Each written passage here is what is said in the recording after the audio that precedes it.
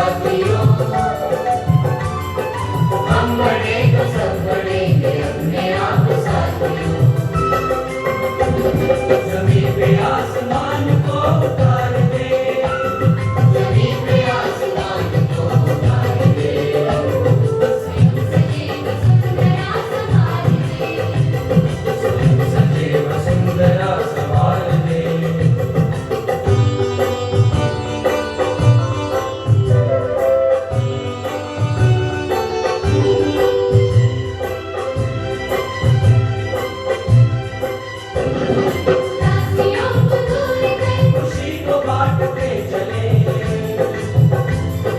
गाँव और शहर की दूरियों को काटते चले,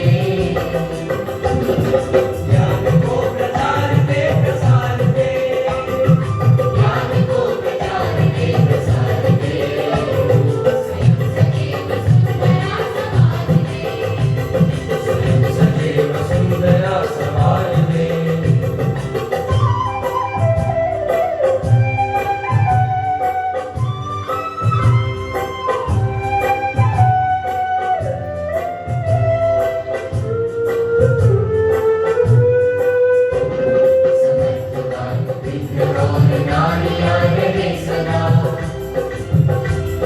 बड़े बड़े बलों की शान ओढ़ती रहे धरा, तरक्कियों की एक नई कतार दे, तरक्कियों की एक नई कतार दे, सजीव सुंदरा संभाल दे, सजीव सुंदरा संभाल दे।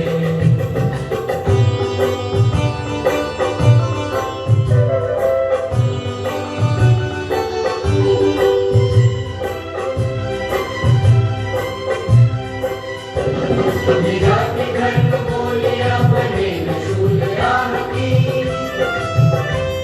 बनाए बेल प्रेम की अखंडता की चाह की, सद्भावना से चमन निखार दे, सद्भावना से चमन निखार दे, सजीव सुंदरा संभाल दे, सजीव सुंदरा संभाल दे। समाज के लिए उठे उठे, जगे स्वराष्ट्र के लिए जगे जगे, स्वयं सजीव सुंदरा संभाल दे, स्वयं सजीव सुंदरा संभाल दे, स्वयं सजीव सुंदरा संभाल दे, स्वयं सजीव सुंदरा संभाल दे, स्वयं सजीव सुंदरा संभाल दे। जिस प्रभु की कृपा से गूंगे व्यक्ति भी बोलने लगते हैं और अपाहिज व्यक्ति भी पर्वत को लांघ जाते हैं, ऐसे परमपिता परमेश्वर को मैं नमन करता हूँ। आज की हमारी कार्यशाला अति महत्वपूर्ण है। जैसा कि प्रथम सेशन में हमारे आयुक्त सर, विशिष्ट अतिथि दीपक जी, यहाँ के कन्वीनर और प्रिंसिपल मैम ने भी बहुत सारी बातें बताई। हमारी जो इस कार्यशाला का जो मुख्य लक्ष्य है, अब हम थोड़ा सा उस पर विचार करते हैं। कई वर्षों से हम लोग एनएसएस के कार्यक्रम अधिकारी के रूप में काम कर रहे हैं और बहुत सारे प्राचार्य ऐसे हैं जिन्होंने कभी न कभी एनएसएस के कार्यक्रम अधिकारी के रूप में या तो काम किया है या बहुत सारे कार्यक्रम अधिकारी को उन्होंने डायरेक्शंस दी है।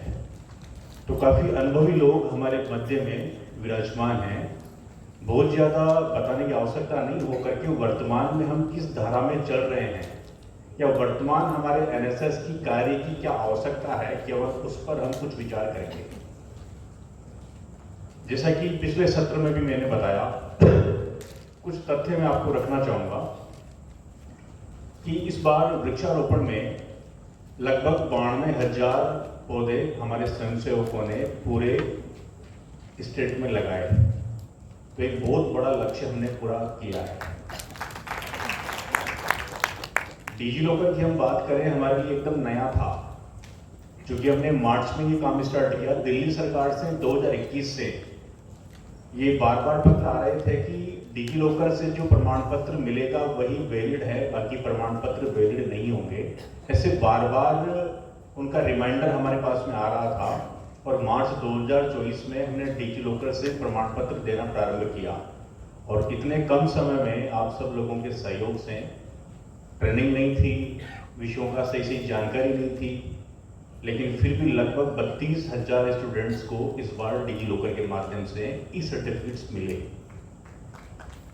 तो ऐसा ही नशा मुक्ति के लिए प्रत्येक माह के प्रथम सोमवार को हम नशा मुक्ति के विरोध में ई शपथ लेने का एक हमने कार्यक्रम रखा और लगभग 82,000 विद्यार्थियों ने अब तक ई शपथ के माध्यम से सर्टिफिकेट प्राप्त किया है।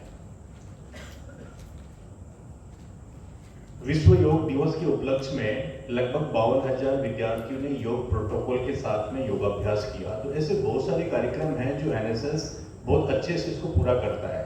और यहाँ पर वरिष्ठ प्राचार्यगण बैठे हुए हैं, उनको भी पता है जब हमारा नेक का काम होता है, जब उसमें वेरियस एक्टिविटीज़ के बारे में पूछा जाता है, चाहे वो प्लांटेशन हो, चाहे ब्लड डोनेशन हो, चाहे नशा मुक्ति के कार्यक्रम हो, चाहे एलुमनाई की हो, डिफरेंट टाइप की जो एक्टिविटीज़ है जो एनएसएस के माध्यम से हम लोग करते हैं, उसका नेक में बहुत बड़ा एक रोल हमारा होता है और उससे हमारी महाविद्यालय की ऑल ओवर ग्रेडिंग में भी सुधार आता है। तो एनएसएस केवल एनएसएस सेल का काम नहीं है, एनएसएस पूरे महाविद्यालय का काम है और इसमें सबको इन्वॉल्व होना चाहिए। इस दृष्टि से जो प्रिंसिपल्स हैं उनको हमने इस कार्यशाला में बुलाया कि कई बार प्रोग्राम ऑफिसर अपने आप को ऐसा है या अकेला महसूस करता है, उसको लगता है कि यार सर्कुलर्स आ गए, कहाँ देखा हमने डीसी सर्कुलर्स पे हम लोग जाते हैं, वहाँ पे सर्कुलर्स की एक लिस्ट होती है, उसमें देखते हैं आगे एनएसएस लिखा होता है, क्लिक करते हैं, सर्कुलर निकलता है और सीधे बिना सोचे विचारे हम एनएसएस प्रोग्राम ऑफिसर को वो लोग मार्क कर देते हैं, जबकि सच्चाई ये नहीं है। एनएसएस केवल एनएसएस आयुक्तालय में नहीं है, वो युवा कौशल विकास प्रकोष्ठ है पूरा। उस युवा कौशल विकास प्रकोष्ठ में एनएसएस भी है, एनसीसी भी है, स्काउट गाइड भी है, महिला प्रकोष्ठ भी है, नशा मुक्ति का पूरा कैंपेन है, चुनाव आयोग का पूरा कैंपेन है, वृक्षारोपण का पूरा कैंपेन है। तो वो कौशल विकास प्रकोष्ठ है। तो एक मेरा निवेदन प्राचार्यगण से ये है कि उसमें देखें ऊपर कि एनएसएस से संबंध लिखा हुआ है क्या, प्राचार्य एनएसएस से संबंध ऐसा लिखा हुआ है तो इट मीन्स वो एनएसएस कार्यक्रम अधिकारी को ही जाएगा। और ऐसा लिखा हुआ नहीं है, समस्त राजकीय और निजी महाविद्यालय लिखा हुआ है, तो वो आपकी चॉइस है, आपके पास कोई और उपयुक्त व्यक्ति नहीं है तो आप एनएसएस कार्यक्रम अधिकारी को दें। यदि लगता है कोई और व्यक्ति उसको कर सकता है तो उसको देना चाहिए, क्योंकि एनएसएस कार्यक्रम अधिकारी को ओवरबर्डन नहीं करें। वो अपने लेवल पे बहुत काम कर रहा है, मैं जो 4-5 महीने से देख रहा हूँ आप लोग बहुत काम कर रहे हो, उसको ओवरबर्डन अपन नहीं करें, उसका भी थोड़ा सा ध्यान रखें। वो निस्वार्थ भाव से काम कर रहा है तो उसका ध्यान हम लोग रखें।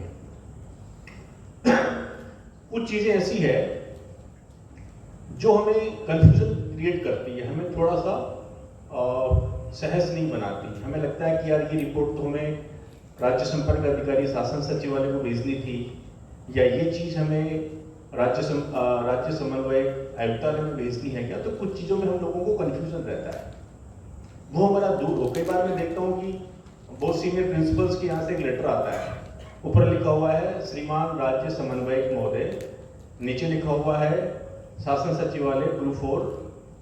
अब शासन सचिवालय में तो राज्य समन्वय संपर्क अधिकारी होगा, तो ऊपर गलत है, और ऊपर सही है तो फिर समन्वयक है तो आयुक्तालय कॉलेज शिक्षा जयपुर होगा, तो हमारा संबोधन ठीक नहीं होता। तो कुछ चीजें ऐसी हैं जो कहां भेजनी है उस पर भी हम डिस्कशन करेंगे। तो सबसे पहले कुछ चीजें आप लोग नोट कर लें जो मैं बताने वाला हूं। डिजी लॉकर से जो सर्टिफिकेट का कॉन्सेप्ट है, एक बार वो प्रोग्राम ऑफिसर्स हाथ करें जिनको डिजी लॉकर से सर्टिफिकेट मिल गए हैं, एक बार हाथ ऊपर करेंगे। वेरी गुड, ठीक है। अब जिनको डिजी लॉकर से सर्टिफिकेट नहीं मिले तो ठीक है, या तो आपकी सीट में कहीं ना कहीं कोई मिस्टेक रही होगी या समय पर वो हमें नहीं मिल पाई होगी। देखिए हमारा जो सत्र है, हमारा सत्र होता है 1 जुलाई से लेकर के 30 जून तक का एनएसएस का एक सत्र है पूरा। 240 घंटे 2 वर्ष में उसके पूरे होते हैं। तो सत्र हमारा प्रारंभ होता है 1 जुलाई को और खत्म होता है 30 जून को। अब कुछ विद्यार्थी ऐसे होते हैं जिनका 2 साल पूरा हो गया और नेक्स्ट वो एमए में या पीजी में कहीं ना कहीं उनको एडमिशन लेना होता है, यदि उसको समय पर सर्टिफिकेट नहीं मिला तो 2 साल तक उसने जो काम किया, उसने जो मेहनत की, वो सारी हमारी बेकार हो जाती है। तो हमने कुछ डेट्स फिक्स की है इसमें। हम नेक्स्ट इसी सेशन की बात कर रहे हैं और पुराने सेशन की बाकी रह गए तो उनका क्या करना वो भी मैं बताऊंगा। जो 30 अप्रैल है, 30 अप्रैल को जो डिजी लॉकर की सीट होती है 23 कॉलम की, 23 कॉलम्स में डिजी लॉकर की एक सीट होती है, वो सीट आपको बाद में बताएंगे भी। तो 23 कॉलम्स की जो डिजी लॉकर सीट है, वो सीट को 30 अप्रैल 2025 यानी इस सेशन की 30 अप्रैल 2025 तक पूरा भर करके आप संबंधित जिला समन्वय को मेल करेंगे। उसकी हार्ड कॉपी नहीं भेजनी है। 23 कॉलम डिजी लॉकर सीट को 30 अप्रैल 2025 तक जो योग्य विद्यार्थी हैं, आपको पता है कि 100 बच्चों का हमारा एक यूनिट होती है और 50 बच्चों के लिए एक स्पेशल कैंप होता है 7 डेज। क्लियर है ना ये तो? और उन 50 बच्चों में से जो योग्य है या जिन्होंने पूरा टाइम दे दिया है, उनका हम सर्टिफिकेट के लिए नाम भेजते हैं। ऑफलाइन बिल्कुल सर्टिफिकेट अब तैयार नहीं करेंगे। तो वो जो सीट है 30 अप्रैल 2025 तक आप जिला समन्वय को भेजेंगे। जिला समन्वय वहां से सभी सीट्स को इकट्ठी करके और उसको मर्ज करके और 15 मई तक सभी डिस्ट्रिक्ट कोऑर्डिनेटर्स, यहाँ की 2 डिस्ट्रिक्ट कोऑर्डिनेटर है क्या? अरे आप आगे आइए ना, यहाँ बैठिए आप।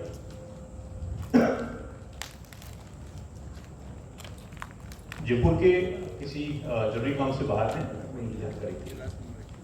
तो 15 मई तक डिस्ट्रिक्ट कोऑर्डिनेटर वो सीट तैयार करके सभी से लेकर के मर्ज करके आयुक्तालय भेजेंगे।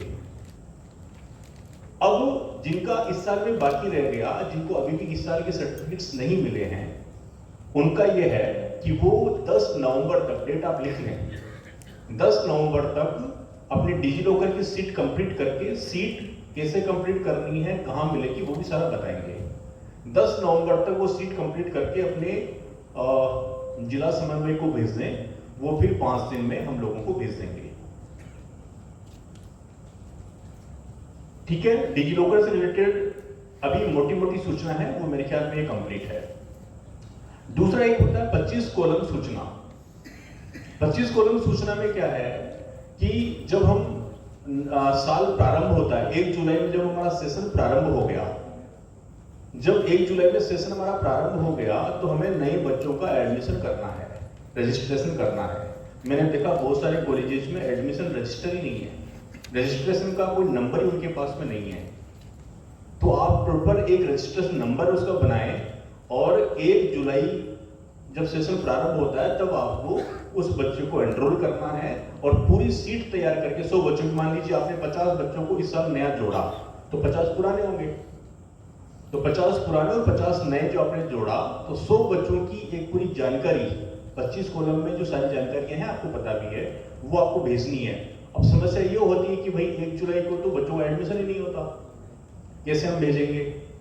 तो हम उसके लिए थोड़ा सा रिलैक्सेशन दे करके उसको 15 अगस्त करते हैं कि 15 अगस्त तक आपको भेजनी चाहिए। 2025 की बता रहा हूं, इस बार क्या करना वो पेपर बताएंगे। 15 अगस्त 2025 तक 25 कॉलम की सूचना सत्र 2025-26 की आपको भेजनी है। 15 अगस्त 2025 तक अगले सत्र की। अब इस सत्र का क्या करना है? इस सत्र में कौन कौन से ऐसे लोग हैं जिन्होंने 25 कॉलम सूचना भेज दी है? अब आप देखिए, हमें ये सारी इंफॉर्मेशन दिल्ली गवर्नमेंट को भेजनी होती है, वहां से वो लोग देखते हैं कि रजिस्ट्रेशन हो गया कि नहीं हुआ, उस आधार पे ग्रांट रिलीज होती है। तो ये हमारे लिए बहुत बड़ा चैलेंज बन जाता है कि हम कैसे उन लोगों को सेटिस्फाई करें। सूचनाएं तो हमें भेजनी है, समय पे भेजेंगे तो हम डिफॉल्टर भी नहीं होंगे और हमारी चीजें जो है वो स्मूथली चलती रहेगी। तो ये काम केवल 2 बार करना है। एक तो अप्रैल में हमने भेजी डिजी लॉकर की और अगस्त में हमने भेजी 25 कॉलम की। तो 15 अगस्त तक आपको ये सूचना भेजनी थी, वो अभी तक आप लोगों ने नहीं भेजी। कोई बात नहीं, इसको भी वही 10 नवंबर तक आप संबंधित जो आपका जिला समन्वयक है उनको भेजेंगे। संबंधित जिला समन्वयक वैसे ही उसको मर्ज करके वो हम तक पहुंचाएंगे। हाँ,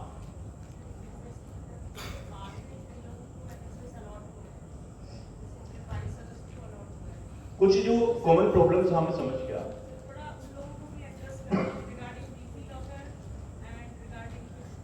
सभी सारे विषय दिए मैंने। इसके बाद में कुछ अपनी समस्याएं रहती है तो हम उस पर डिस्कशन करेंगे। आपकी कुछ प्रॉब्लम्स है तो आप पूछिएगा, उसके लिए हम टाइम रखेंगे, है ना। वो आएगा सब चीजें उसमें, जो न्यू अलॉट हुई है उनको क्या क्या करने हैं उस पर भी अपन लोग आएंगे। तो 25 कॉलम की जो सूचना है वो 10 नवंबर तक आप अवश्य रूप से अपने जिला समन्वयक को भेज दें। तो 2 सूचनाएं होंगी जो आपको जिला समन्वयक को भेजनी है, एक डिजी लॉकर एक्सेल सीट में और एक्सेल सीट सॉफ्ट कॉपी में ही 25 कॉलम सूचना। Is it clear? यहां तक क्लियर है ना सबको? ठीक है। और वही जिला समन्वयक जो है हमको 15 नवंबर तक इस साल की भेज दें। अगले वाला जो सत्र है वो व्यवस्थित रूप से अपना प्रारंभ हो जाए, उसमें ये सब चीजें ना हो। ऐसी अपनी यूसीज होती है जो आप 23 कॉलम की सूचना भेजेंगे, उसके साथ में ही अपना जो एक्सपेंडिचर जो हमने किया है, वे हमने जो किया है, जो हमको पैसा मिलता है 71,000 7 डे कैंप के लिए और 3 वनडे कैंप्स के लिए जो बाकी रेगुलर एक्टिविटीज के लिए जो पैसा मिलता है, उसको सही से समय पे खर्च करना। और फिर एक हमारा होता है वार्षिक प्रतिवेदन।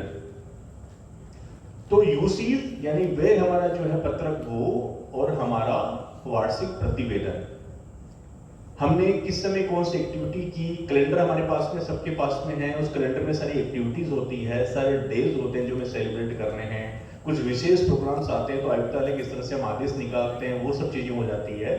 तो जो वार्षिक प्रतिवेदन है, वार्षिक प्रतिवेदन में क्योंकि कंफ्यूजन नहीं रहे, वो भी 30 अप्रैल तक आप उसको भेजेंगे एसएल ऑफिस में डायरेक्ट। हार्ड कॉपी उसकी कहां जाएगी? एसएल ऑफिस में जाएगी। और उसका किसे आप एड्रेस करेंगे तो उसमें स्पष्ट लिखा हुआ है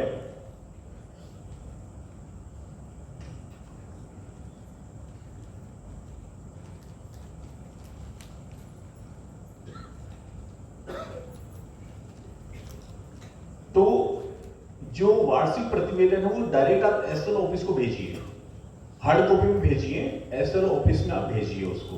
एसएल मतलब राज्य संपर्क अधिकारी, शासन सचिवालय, ग्रुप 4 शासन सचिवालय जयपुर, उसका एड्रेस हम यहाँ पे मेंशन कर देंगे। तो वार्षिक प्रतिवेदन एसएल ऑफिस में हार्ड कॉपी में आपको भेजना है। वो आपको आयुक्तालय भेज देते हैं, फिर वो यहाँ घूमता रहता है, फिर हम लोग उसको वहां पहुंचाते हैं। आप लोगों की इसमें गलती नहीं है, हालांकि क्योंकि कई बार चीजें क्लियर ही नहीं हुई कि हम कहाँ भेजें, तो फिर कंफ्यूजन होता है कि वो यहाँ आती है फिर यहाँ से वहां जाती है। तो आप वार्षिक प्रतिवेदन और यूसी एक्सपेंडिचर जो सर्टिफिकेट है, यूटिलाइजेशन सर्टिफिकेट जो है, वो आप एसएल ऑफिस में ही भेजेंगे। वार्षिक प्रतिवेदन और एक्सपेंडिचर यूटिलाइजेशन सर्टिफिकेट जो कंप्लीट होगा, जो प्राइवेट कॉलेजेस हैं वो सीएस से ऑडिट करवा के उसको भेजेंगे, तो वो 30 अप्रैल तक एसएलओ ऑफिस में पहुंच जाए। इस बार यदि आप लोगों ने नहीं भेजा है तो वो 10 नवंबर अपन ने सब चीजों की लास्ट डेट रखी है, तो वो 10 नवंबर तक आप एसएल ऑफिस में भेज दें। ठीक है। इसमें तो ये दोनों चीजें बाय पोस्ट आपको ओरिजिनल में एसएल ऑफिस में भेजनी रहेगी। अब बात आती है 7 दिवसीय विशेष शिविर की। तो जो 7 दिवसीय विशेष शिविर है, वो शिविर हमने तय किया हुआ है कि या तो दीपावली के अवकाश में लगे या जो शीतकालीन अवकाश रहता है वो उसमें लगे। ये 2 समय हमने उसके लिए तय किए हुए हैं कि उसमें लगना चाहिए, लेकिन समस्या रहती है उसमें नहीं लग पाता कई बार।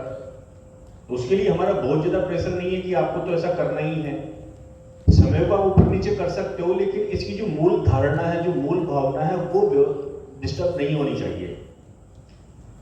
तो आप 31 जनवरी तक अपने 7 डेज कैंप को कंप्लीट कर लें। 31 जनवरी के बाद में किसी को भी 7 डेज कैंप करने की परमिशन नहीं है। यदि विशेष परिस्थिति में किसको आवश्यकता होती है तो वो आयुक्तालय लेटर भेजेंगे, यहां से अनुमति मिलेगी, उसके बाद में वो करेंगे। तो आप ये तय कर लें कि 31 जनवरी तक किसी भी कंडीशंस में हमें 7 डेज कैंप को पूरा करना है। एक क्या समस्या आती कि वनडे गेम्स, पिछली बार 2-3 लोगों के मुझे फोन आए कि जी जनवरी आ गया, अभी तक हमने एक भी वनडे कैंप नहीं किया। कारण पूछा तो कहा जी चुनाव में ड्यूटी लग गई थी, एग्जाम्स आ गए थे, डिफरेंट टाइप्स के उन्होंने एक्सक्यूजेस दिए। वो कोई सुनने वाला है नहीं और सुनेंगे भी नहीं। आपको 1 महीने के अंतराल आपका होना चाहिए पहले वनडे से दूसरे वनडे के बीच में, और 31 जनवरी से पूरे आप कोशिश करो आप तीनों वनडेज अपने पूरे कर लो। किसी भी कंडीशन में हो सकता है कि अपना मार्च तक वनडेज जा सकते हैं, लेकिन ऐसा नहीं कि 3 वनडे 3 दिन लगातार करके हमने पूरे कर लिए। आज पहला वनडे लगा लिया, अब तक किया नहीं था, जनवरी में दूसरा वनडे लगा लिया और तीसरा वनडे अपना हो गया। तो एक वनडे से दूसरे वनडे के बीच में कम से कम 1 महीने का गैप होना चाहिए और पूरे व्यवस्थित तरीके से अपना वनडे कैंप ऑर्गेनाइज हो। तो रेगुलर रूटीन में अपने को वो लगाना है, क्योंकि फिर पैसों की बड़ी समस्या होती है। आप वनडे कैंप्स लगाते नहीं हैं, पैसा यहाँ से उठता नहीं, आप खत्म खर्च नहीं कर पाते, 7 डेज के लिए फिर यहाँ से ग्रांट रिलीज नहीं हो पाती, तो बड़ी समस्याएं रहती है। तो आप व्यवस्थित रूप से टाइम टू टाइम अपने वनडे कैंप्स को लगा लें। ये 3 वनडे कैंप्स होते हैं जो नई यूनिट्स हैं, उनको मैं बता दूं कि हमारे इसमें 3 वनडे कैंप्स अपने को लगाने होते हैं। वनडे कैंप्स में क्या होता है, आप किसी विषय को ले सकते हैं। मान लीजिए आपने एड्स दिवस के ऊपर लगाया, तो उसमें जो एड्स के जागरूक है, जो डॉक्टर्स हैं, ऐसी टीम आप बुला सकते हो, बच्चों को बिठा सकते हो, उनको उसके बारे में अवेयरनेस करवाना है, पीपीटी प्रेजेंटेशंस हो सकती है, समाज में किस प्रकार से अवेयरनेस लाएं उसके लिए कुछ प्रोग्राम्स हो सकते हैं। कभी श्रमदान का कर लिया, जो गांव गोद लेते हैं, 7 डेज में आप लोग जाते हो, वहाँ पर जो आप गांव गोद लेते हो उसमें जाकर के हम अवेयर कर सकते हैं बच्चों लोगों को, श्रमदान कर सकते हैं, स्वच्छता कर सकते हैं। तो डिफरेंट टाइप्स के प्रोग्राम्स आप लोग वहाँ पे 3 वनडेज और 1 7 डेज के माध्यम से करते हो। एक दिक्कत कहाँ होती है, आपने जो गांव गोद लिया, मान लीजिए किसी कॉलेज के पास में 4 यूनिट्स है, कॉलेज का मैं नाम नहीं लेना चाहूंगा, उन्होंने चारों ने मिलकर के एक गांव गोद ले लिया और सामूहिक रूप से अपना प्रोग्राम भी कर लिया, 7 डेज का कैंप लगा लिया उसमें। लेकिन अब ना तो उस गांव के जीवनचर्या में कोई परिवर्तन आया, ना वहां के रहने के लोगों का रहन सहन बदला, ना वहां कुछ स्वच्छता हुई, ना वहां कुछ अवेयरनेस हुई, तो आपका गोद लेने का जो पर्पस था वो तो पूरा ही नहीं हो पाया। केवल कागजी कार्रवाई के लिए अपने को गोद थोड़ी लेना है, वहां पर वास्तव में क्या नशा मुक्त गांव हमने बना दिया कि एक नईकरण करके अभियान भी हमने चलाया है। उसमें हमने ये टारगेट दिया कि हर एक कॉलेज एक गांव को गोद ले, एनएसएस तो नहीं रहा है, हर एक कॉलेज एक गांव को गोद ले और उस गांव को नशा मुक्त गांव घोषित करे। जहां जो हमारी एनएसएस की यूनिट्स है वो कॉलेज के नशा मुक्त संस्थान है क्या, तो उस गांव के जीवन में कुछ परिवर्तन एनएसएस के माध्यम से आना चाहिए, ये हमारा लक्ष्य हो। और यदि एक कॉलेज के पास में 4 यूनिट्स हैं तो 4 गांव, 4 मोहल्ले, 4 कॉलोनीज जो भी ले सकते हैं, लेकिन चारों उनके अलग अलग होने चाहिए। हमारी अपेक्षा ये रहती है कि उस गांव में ही 7 दिन का कैंप लगाएं, तो अपेक्षा तो यही है। बाकी फिर बच्चों और बच्चियों की सुरक्षा की दृष्टि से आप लोग जिस प्रकार से करते हो, लेकिन अपना जिस उद्देश्य, जिस थीम को लेकर हम चले हैं, वो उद्देश्य हमारा पूरा होना चाहिए। तो एक हमारा 7 डेज का कैंप होता है, वो मैंने बताया कि अपेक्षा ये है कि सर्दी की छुट्टियों में या दीपावली की छुट्टियों में हम लोग लगाएं। यदि संभव नहीं हो पाता तो आप वर्किंग डेज में भी लगा सकते हो, लेकिन 31 जनवरी से पहले वो पूरा होना चाहिए। ठीक है। अब क्या होता है, कुछ एनएसएस से रिलेटेड हम सर्कुलर्स निकालते हैं। कोई प्राइवेट कॉलेज से खड़े होकर मुझे बताए कि आपको उस एनएसएस से जो सर्कुलर्स निकलते हैं वो कहाँ से आपको मिलते हैं, आपको पता कैसे चलता है कि ये चल रहा है? डायरेक्टरेट हायर एजुकेशन की साइट पे। हाँ, और कौन बताएगा? आपको तो पता होगा, है ना, बाकी उसे कैसे करते हैं? हाँ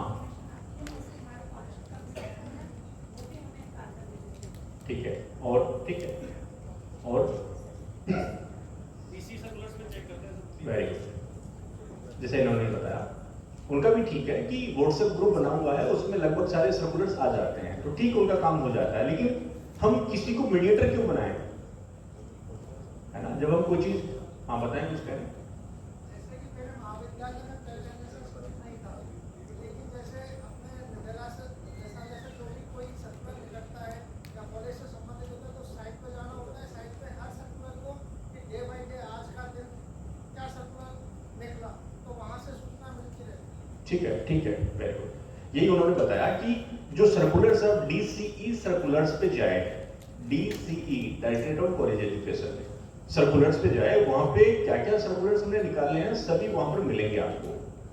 तो मीडिएटर नहीं बना करके डायरेक्ट हम वहां पर उस साइट को विजिट करें। एनएसएस प्रोग्राम ऑफिसर नोट कर लीजिए, कम से कम दिन में एक बार हमें DCE सर्कुलर साइट विजिट करनी है, देखना है कि एनएसएस से रिलेटेड कुछ निकला है क्या, एक विषय।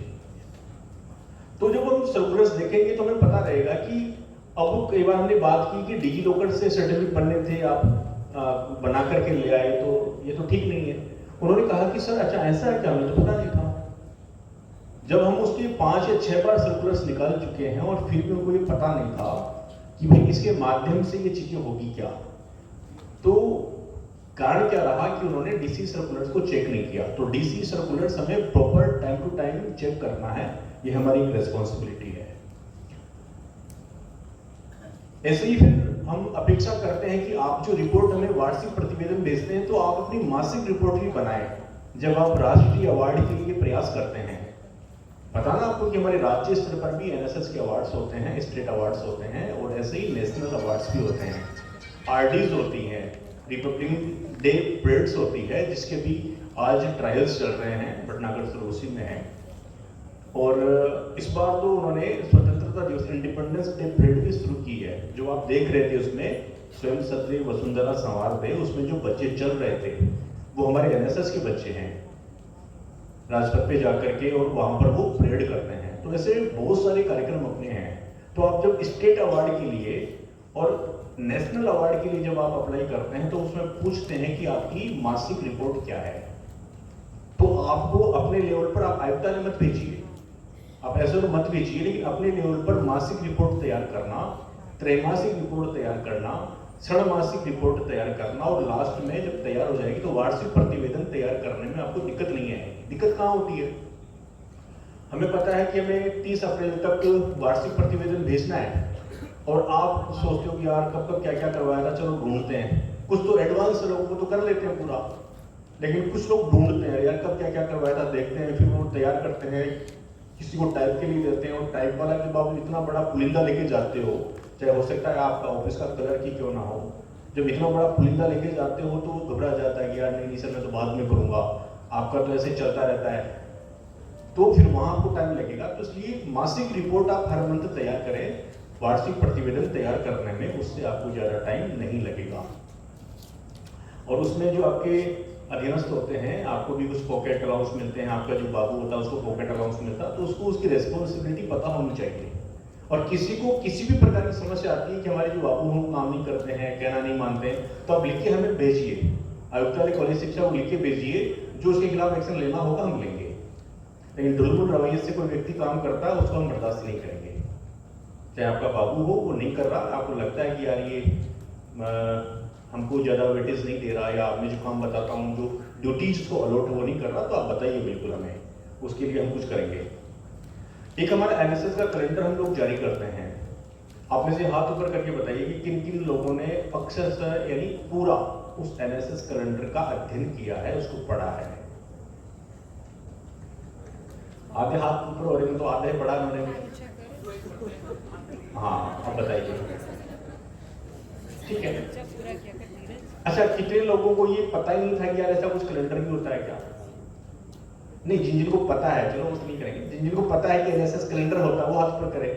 पढ़ा तो नहीं, पता है कैलेंडर होता तो है, ठीक है। अब एनएसएस कैलेंडर को आप पढ़िए, ये आज का टास्क आप लिखिए इसको। ये जो मैं चीजें बता रहा हूँ ना, जब कैलेंडर पढ़ लेंगे तो ये आधी से ज्यादा क्वेरीज आपकी वहीं खत्म हो जाएगी। एनएसएस कैलेंडर डीसी सर्कुलर्स पर सत्र 2024-25 का अवेलेबल है, उसको आप देखिए, ठीक है। ऐसे ही कई बार हम लोग स्प्रेडशीट डालते हैं कि भाई कितने बच्चों ने नशा मुक्ति की शपथ ली और प्रोग्राम ऑफिसर कौन है, उसका नाम क्या है।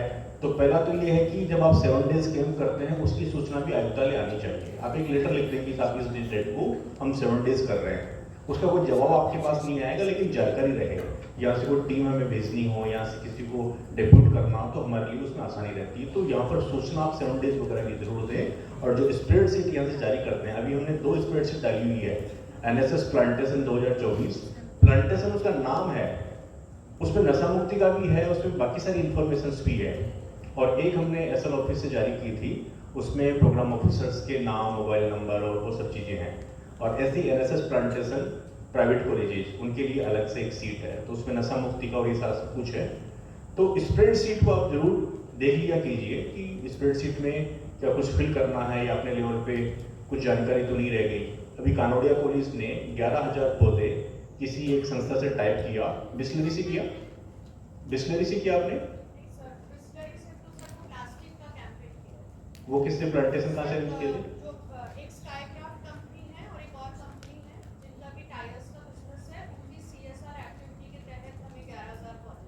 ठीक है। और इन्होंने वो 11,000 पौधे 200 करके, आप सब लोग साक्षी हो उस चीज के, 200 प्लांटेशन सभी कॉलेजेस को उन्होंने डिस्ट्रीब्यूट किया। लेकिन इनकी स्प्रेडशीट में वो मेंशन नहीं था। जो NSS प्लांटेशन प्राइवेट कॉलेजेस हमने डाला, उस स्प्रेडशीट में ये नहीं थे। वो फिर मैंने डाल दिया कि ठीक है, मुझे याद था। कई बार बड़ा होता ना ग्राहक, तो वो इम्पोर्टेंट होता है सबके लिए। तो मैंने कहा इससे एक साथ 11,000 बढ़ जाएंगे, तो चलो मैं डाल देता हूँ। उसमें कॉलम ये भी था कि अपना कुछ अलग किया हो। तो कहने का मतलब है, जो काम हमने किया है, ये सच में बहुत अच्छा काम इन्होंने किया। और 11,000 पौधे पूरे डिस्ट्रिक्ट के जो जिला केंद्र की कॉलेजेस जिसमें पहुंचे, तो बहुत अच्छा इनका प्रयास रहा। तो वो प्रयास अपना कहीं ना कहीं शो भी होना चाहिए, दिखना चाहिए। तो स्प्रेडशीट हम प्रॉपर समय पर भेजते रहे, उसको पूरा करते रहे। अच्छा, जो जिला समन्वयक है, ये बात मैं केवल उनके लिए कहना चाहूँगा कि क्या आपके मोबाइल में, महेश जी है ना, आपके मोबाइल में आपके डिस्ट्रिक्ट के सभी प्रोग्राम ऑफिसर्स के नंबर सेव है क्या? सेव है? हाँ, ये होना चाहिए, है ना, ध्यान में रहे।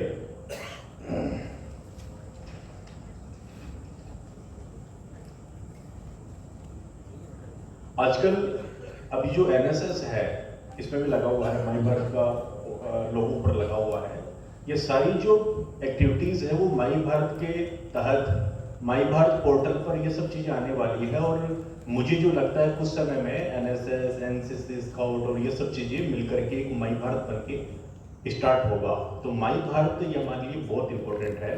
तो जो भी हम बैनर बनाए हुए हैं NSS का, उस NSS के बैनर पे माई भारत का लोगो भी होना चाहिए। और जो भी आप कार्यक्रम करें, उनका इवेंट क्रिएट आपको करना है। कैसे करना, वो भी कुछ समय में वो बताने वाले हैं। एड्रेस किसको किस प्रकार से कहां पर भेजना है, करना है, वो सारी बातें हम बताएंगे। एक डिजिलॉकर पर तो हम सेशन लेने वाले हैं पूरा भी। कुल मिलाकर के और भी बहुत सारे विषय हो सकते हैं। एक इनको ये जाना है RD ऑफिस से, वो है, तो ये पहले जो माई भारत का है इवेंट, नहीं चले गए क्या वो? अच्छा, ठीक है। तो मूल में केंद्र में हमारा छात्र है, छात्र हित हमारे केंद्र में है।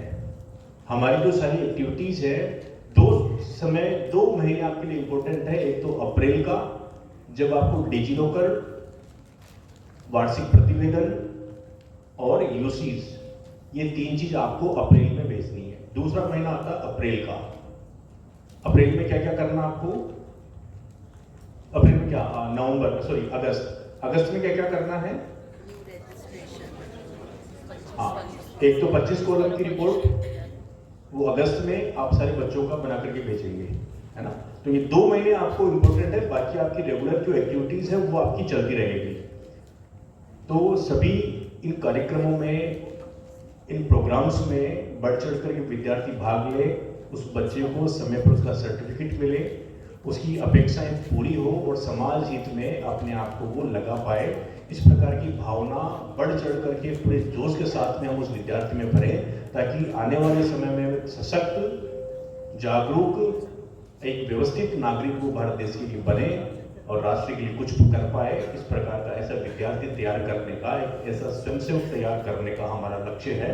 उस लक्ष्य में हम लोग मिलकर के प्राचार्यों की इसमें बहुत बड़ी आवश्यकता रहती है। मैंने कहा ना कि आपका जो प्रोग्राम ऑफिसर है वो आप ये मान के चलिए कि आपके जो बाकी स्टाफ सदस्य हैं उनसे वो एक्स्ट्रा ऑर्डिनरी है, तभी आपने उनको इतना बड़ा काम दिया है। तो वो सबसे ज्यादा काम कर रहा हो, कोई स्वार्थ नहीं उसका, तो उस पर विशेष आप अपना ध्यान रखें, उसको प्रोटेक्ट करें, उसको सहयोग करें, ऐसी अपेक्षा आप सब लोगों से भी है। अब हम एक बार डिजी लॉकर का पीपीटी स्टार्ट करते हैं। डिजी लॉकर का जो सीट है, क्योंकि हम सबके लिए नहीं है वो, उसको कैसे हम लोग तैयार करते हैं वो सभी एक बार हम जानेंगे। पीपीटी में बताते हैं।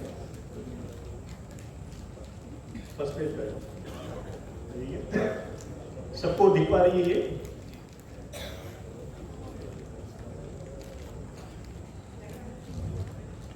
हाँ, पहले भी मैंने बताया कि ये जो है, जिस बच्चे ने 240 घंटे पूरे कर लिए और 2 साल जिसके पूरे हो गए हैं, वो बच्चा इस डिजी लॉकर से सर्टिफिकेट पाने का हकदार होगा। जैसे पहले जो ऑफलाइन सर्टिफिकेट देते थे उसमें जो एलिजिबिलिटी थी, उसमें जो योग्यता निर्धारित थी, वही योग्यता डिजी लॉकर के सर्टिफिकेट के लिए भी है। बस तरीका थोड़ा सा अलग है, वो हम देखते हैं। नेक्स्ट, थोड़ा इसकी लाइट जो है वो बड़ी ब्राइटनेस बढ़ा, ये लाइट थोड़ा सा, हाँ एक बार ऑडी का लाइट थोड़ा सा बैलेंस करना पड़ेगा, ऑडी का लाइट थोड़ा सा कम करें।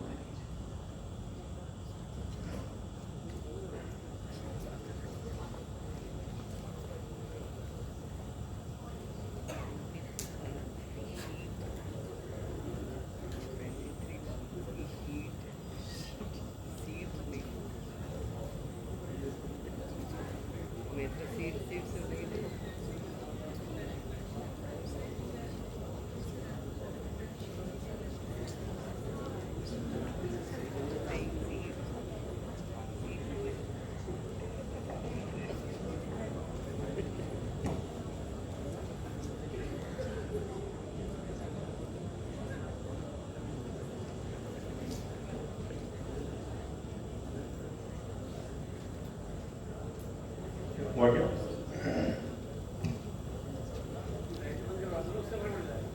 हाँ हाँ लाइट। हाँ, लाइट है कि नहीं करो शायद, और आगे जो करो।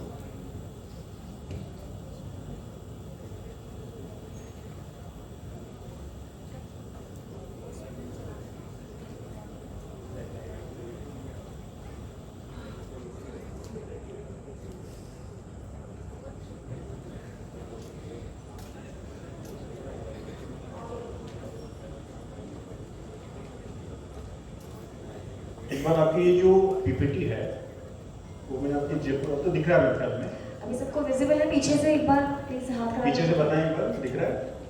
नहीं?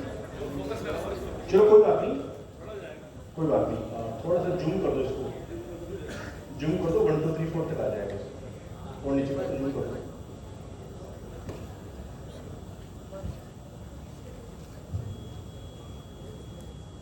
हाँ, यहाँ से अभी दिख रहा है?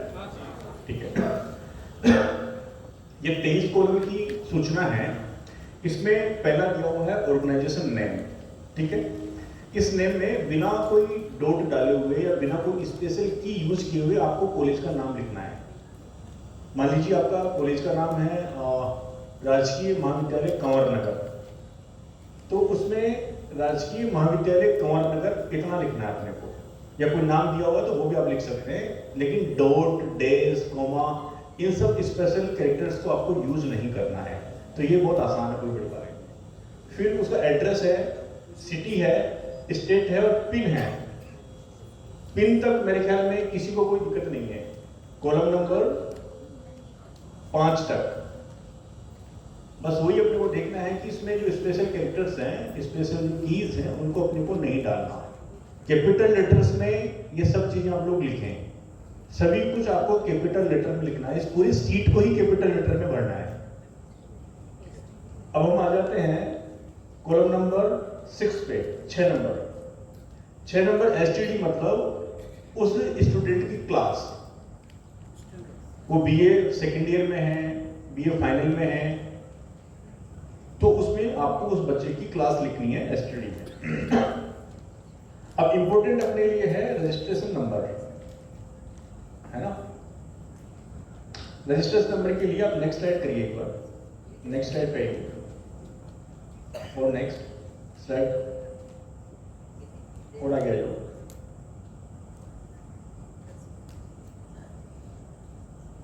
हाँ, थोड़ा जूम कर लो इसको, 6 नंबर पे जूम करो। हाँ ठीक है। अब देखिए रजिस्ट्रेशन नंबर पे हमें एक रूपता लानी है उसमें कि सभी का एक जैसा वो बने। तो हमने एग्जाम्पल दिया GCK। अब ये GCK मान लीजिए कि गवर्नमेंट कॉलेज कालवाड़ है ना, केवल कालवाड़ अपना नाम दे सकते हो आप। गवर्नमेंट कॉलेज जयपुर GCJ हो जाएगा। कंवर नगर का कुछ नाम है तो अलग नाम हो जाएगा, दौसा का कुछ नाम है तो अलग नाम हो जाएगा, उसको शॉर्ट में आप दे सकते हैं, है ना। तो GCK government college Kalwar NSS 2025, क्योंकि हम बात कर रहे हैं अब जो बच्चे कंप्लीट कर लेंगे, जो आप अप्रैल में भेजने वाले हैं सीट, उसकी बात कर रहे हैं। तो किस ईयर में उस बच्चे का सर्टिफिकेट बन रहा है, वो 2025 में बन रहा है। ऑब्लिक करके हमने दे दिया 0001, फिर आप 0002 दे सकते हैं। मान लीजिए 50 बच्चे हैं तो आपका 0050 तक आ जाएगा। ये चीज समझ में आ गई आपको।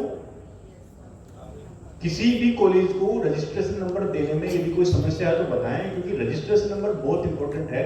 इसके बगैर बच्चा सर्टिफिकेट तो जनरेट हो जाएगा, लेकिन बच्चा अपने डिजी लॉकर से सर्टिफिकेट को ले नहीं पाएगा।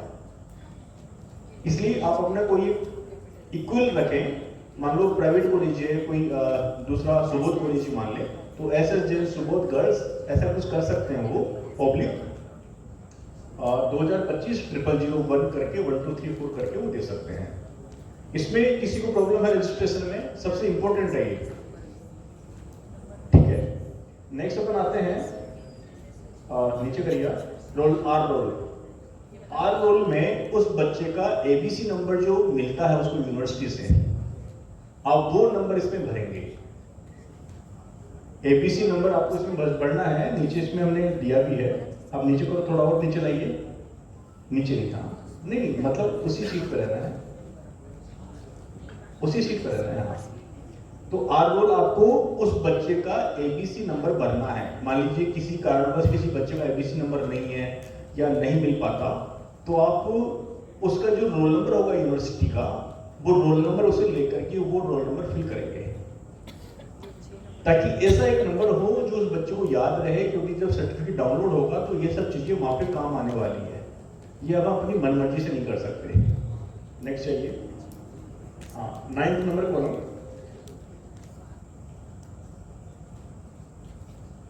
वो है सी नेम। तो इसमें हमारा जो स्टूडेंट है उसका नाम आएगा, 10th में उसका जेंडर में आप देखिए कि फीमेल है तो हमें पूरा नहीं लिखना है, क्योंकि वो जो सिस्टम में हम डालते हैं डिजिलॉकर में तो उसको एक्सेप्ट नहीं करता।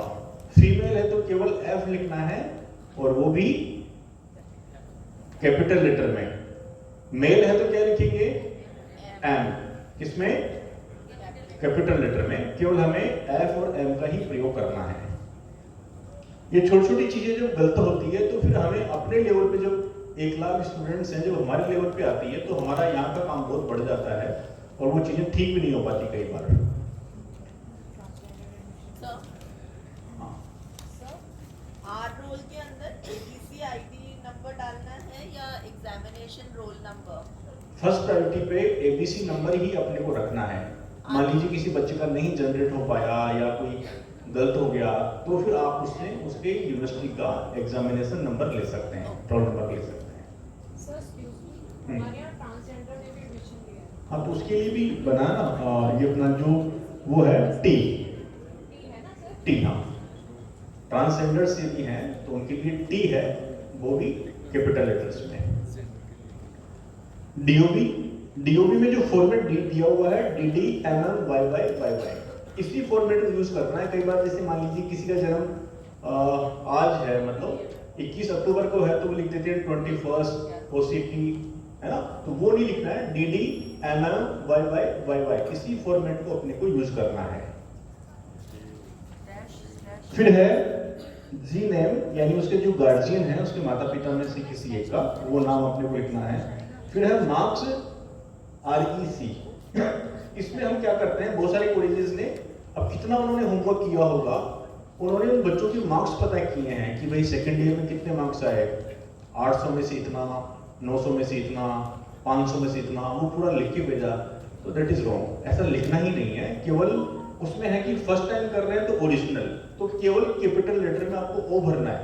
पहली बार किसी बच्चे का जब हम डिजी लॉकर के लिए सीट फ्री करते हैं तो हम ओ लिखते हैं, ओ फॉर ओरिजिनल। तो सभी में आपको ओ लिखना है। मान लीजिए कुछ कॉलेजेस से ऐसे बच्चों के नाम आए जिन्होंने उन बच्चों का सर्टिफिकेट तो बनवा लिया, लेकिन फिर ध्यान में आया कि इसके पिता का नाम गलत हो गया, ध्यान में आया कि इसकी माँ का नाम तो ये होना चाहिए था लेकिन गलत हो गया। फिर उन्होंने दोबारा हमको सीट भेजी, तो जब दोबारा सीट भेजेंगे तो फिर ओ नहीं करके क्या करना है, एम, मॉडिफिकेशन, है। फिर एम करना है। यदि हम उसको सेम जैसा डाल देंगे तो वहां से वो रिजेक्ट होके आ जाता है। तो सेकंड टाइम हम एम करेंगे, और फिर यदि किसी का कैंसिल करना तो सी कैंसिलेशन के लिए है और आर है रिवोकेशन के लिए, उसकी अपने को जरूरत नहीं पड़ेगी। हम केवल ओ को समझ लें, फर्स्ट टाइम ओ भरना है, सेकंड टाइम को चेंज करना हुआ तो फिर हम उसमें एम फिल करेंगे। सभी के लिए ओ कंप्लीट आ जाएगा 50 के लिए। फिर है रिजल्ट में कुछ बच्चों का रिजल्ट आया नहीं होता है, कुछ बच्चे पास हो चुके होते हैं, तो वो आप देख लें, कोई पास है तो पास कर सकते हैं, अवेटिंग फॉर रिजल्ट है तो वो आप कर सकते हैं। इस कॉलम का बहुत ज्यादा वैसा नहीं है, लेकिन जो भी करना है कैपिटल लेटर में करना, और कोशिश करो कि बच्चा पास हो ही जाता है। PASS पास, ET पास आप लिख सकते हो, या अपीयरिंग लिख सकते हो, वो आपकी उसमें चॉइस है। नेक्स्ट ईयर में आइए 15, ये इंपॉर्टेंट कॉलम है। अब आप 2025 में उस बच्चे के सर्टिफिकेट के लिए जब अप्लाई कर रहे हैं तो आपको इस कॉलम में केवल 2025 लिखना है। इस कॉलम में ईयर में केवल और केवल 2025 लिखना है। यदि सत्र 2000 इसका है, करंट आपको देना है सीट, तो आप उसमें 2024 कर सकते हैं। नेक्स्ट 17 सेमेस्टर वाला जो कॉलम है, 17 नंबर कॉलम है, उसको टोटली ब्लैंक छोड़ दो आप, उसकी अपने को आवश्यकता नहीं है और वहां पर भी जरूरत नहीं है। 16 सर्टिफिकेट नंबर। हाँ, अब सर्टिफिकेट नंबर जो है वो दिया जाएगा आपके डिस्ट्रिक्ट कोऑर्डिनेटर के थ्रू। रजिस्ट्रेशन नंबर आपने बनाया और सर्टिफिकेट नंबर होगा आपके डिस्ट्रिक्ट कोऑर्डिनेटर के माध्यम से। तो आपके डिस्ट्रिक्ट कोऑर्डिनेटर क्या करेंगे, मान लीजिए 2 साल के डिस्ट्रिक्ट कोऑर्डिनेटर यहां पर बैठे हुए हैं, तो सबसे पहले CCE commissionerate of college education short में, फिर ऑब्लिक जयपुर, दौसा है तो दौसा आ जाएगा, ठीक है। ये डिस्ट्रिक्ट कोऑर्डिनेटर के लिए आपको जो 16 नंबर कॉलम है वो सभी को खाली छोड़ना है। जब आप डिस्ट्रिक्ट कोऑर्डिनेटर को भेजेंगे तो ये कॉलम आपको खाली छोड़ के भेजना है, वो अपने लेवल पर आपको एक रजिस्ट्रेशन नंबर देंगे। तो प्रोग्राम ऑफिसर्स के लिए ये कॉलम क्या रहेगा, ये खाली रहेगा, लेकिन डिस्ट्रिक्ट कोऑर्डिनेटर आपको बताएंगे जरूर बाद में कि आपको उन्होंने क्या नंबर दिया है, वो सीट आपसे बाद में शेयर कर देंगे। तो सबसे पहले आ जाएगा CCE oblique Jaipur oblique NSS 2025 oblique 0001, फिर 1 2 3 4 करके 100 200 300। जयपुर में तो 161 यूनिट्स है, तो आप सोचिए 16,000 तक पहुंचेगा, है ना। 16,000 नहीं तो कम से कम 8-9 हज़ार तक पहुंचेंगे वहां पर स्टूडेंट्स के सर्टिफिकेट। तो इस प्रकार से डिस्ट्रिक्ट कोऑर्डिनेटर आपका रजिस्ट्रेशन नंबर, सर्टिफिकेट नंबर अपने लेवल पर आपको देने वाले हैं। यहां तक दिक्कत है किसी को, फिर अपन आगे बढ़े। सेमेस्टर आप सब लोगों को ब्लैंक छोड़ना है, 17 नंबर कॉलम, तो आपके लिए 16 और 17 नंबर कॉलम ब्लैंक हो गए। 18 में ये इंपॉर्टेंट है भाई, हम ऐसा सोचते हैं कि बच्चों को 2 साल पूरे होने चाहिए। अब हम अप्रैल में ये सर्टिफिकेट तैयार करवा रहे हैं तो हो सकता है कि उसके 2 साल पूरे नहीं हुए हों कुछ बच्चों के।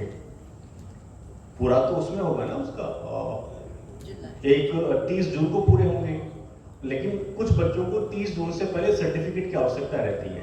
हम यदि अप्रैल मई में ये प्रोसेस नहीं करेंगे तो उस बच्चे को समय पर सर्टिफिकेट नहीं मिलेगा और उस सर्टिफिकेट का उसके लिए कोई मोल नहीं होगा, कोई आवश्यकता नहीं होगी। तो अपने को क्या करना है इसमें, जो सर्टिफिकेट नंबर ये जो फॉर्म है कि उसने एनएसएस कब स्टार्ट किया, मान लीजिए उसने एनएसएस स्टार्ट किया 2024-25 में, या मान लो वो बच्चा था जिसने 2023-24 में एनएसएस स्टार्ट किया, या इसी सत्र का अपन तो मान लें 2024-25 में किसी बच्चे ने एनएसएस स्टार्ट किया तो उसमें हम लिखेंगे सत्र 2024-25। और कब पूरे हो रहे हैं उसके 2 साल, 2025-26 में। Very good. तो 2025-26 में उसके 2 साल पूरे हो जाएंगे। तो हम फॉर्म में डालेंगे 2000, उसमें DDMMYY को आप रहने देना, आप इसमें लिखना 2024-25 और 2 में 2025-26, यानी 2 साल उसको 2 सत्रों में अपने को दिखाना है। आप इसमें मोटा मोटा ये लिख लें कि 2 सत्रों में 2 साल हमें उसको दिखाना है। हाँ, मान लो कोई बच्चा 3rd ईयर में है और वो 1 ही साल रहा है और 120 घंटे ही पूरे हुए हैं, हाँ, तो उसको प्रमाण पत्र दे सकते नहीं, उसको प्रमाण पत्र नहीं देंगे। 240 घंटे और एक स्पेशल फेल उसका एकदम मस्ट है, उसको हम नहीं दे पाएंगे, उसको देना भी नहीं है। और कोई विषय किसी का? हाँ,